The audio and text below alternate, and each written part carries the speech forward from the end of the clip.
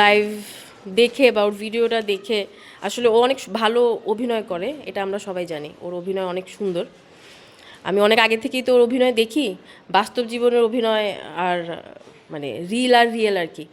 আচ্ছা, আমার first point, ও যে বলল যে ইকরাকে ও ও মারে নাই, ওর জন্য হচ্ছে ইকরা মারা যায় নাই।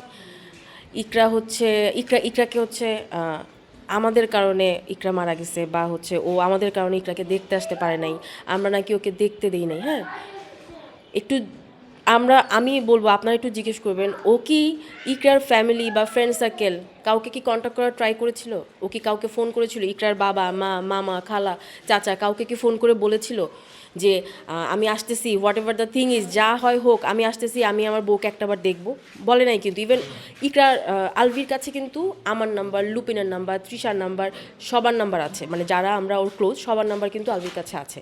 আপনারা ফেসবুক ঘাটলে দেখবেন আলভির সাথে কিন্তু স্বাভাবিক, আমার ফ্রেন্ডের হাজব্যান্ড, ওর সাথে আমাদেরও কমিউনিকেশন হতো। ও কি কখনো মানে ও কি আমাদেরকে নক করছে? ও কি আমাকে আর লুপিনকে একটাবার ফোন করতে পারতো না? একটাবার নক করতে পারতো না? ফোন করে কি বলতে পারতো না যে মৌলি? ও তো আমাকে ব্রো ডাকতো, আমার সম্পর্ক কিন্তু ব্রো ছিল। ও আমাকে বলতে পারতো না ব্রো আমার ইকরা শেষ হয়ে গেছে, তোমার ইকরা আমার ইকরা, আমাদের ইকরা নাই, আমার দোষ, আমি সব মানলাম, আমার বউকে আমাকে একটাবার লাশ দেখায়ও, আমি মানে তোমরা ওয়েট করো, তোমরা ওকে দাফন করো না, আমাকে না দেখায় তোমরা ওরে দাফন করো না। ও তো বলতে পারতো। ও পুলিশের ভয় নাকি আসে নাই, ও নাকি ওখানে ইমিগ্রেশন থেকে নাকি আবার ব্যাক করছে। আমাকে একটা কথা অ্যান্সার দেন তো, কোন জামাই? আপনি আপনার বউকে যদি ভালো, ও যে নাটক করতেছে, ও